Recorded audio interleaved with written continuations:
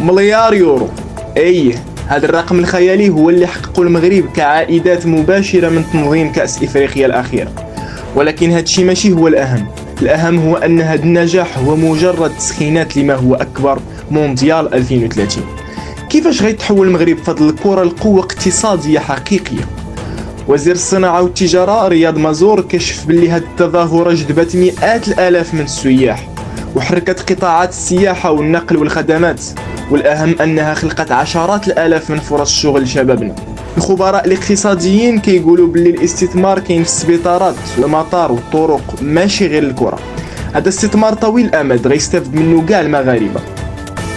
الطموح المغربي ما عندوش حدود. الهدف دابا هو مضاعفة الناتج الداخلي الخام ل 260 مليار دولار. يعني بغينا نطلعوا متوسط دخل المواطن المغربي ل 13,000 درهم شهريا، ونرفعوا نسبة نمو الاقتصاد ل 8% سنويا. المونديال ماشي غير ماتشات، هو مسرع باش نوصلوا ل 26 مليون سائح، ونصنعوا 2 مليون سيارة، ونضمنوا سيادتنا الغذائية والطاقية. الخبير الاقتصادي محمد جدري كيأكد باللي الرابح الأكبر هو المواطن. تران فائق السرعة، طرق السيارة الجديدة والفنادق المصنفة، هادشي كله غيبقى ثروة للمغاربة حتى من مورا ما يسالي المونديال. هاد الإشعاع غيخلي كاع العالم يثق في المغرب كوجهة للاستثمار والعيش. المغرب كيتبدل، والمونديال هو الفرصة باش نبينوا للعالم شكون حنا. نتوما شنو بان لكم في هاد الأرقام؟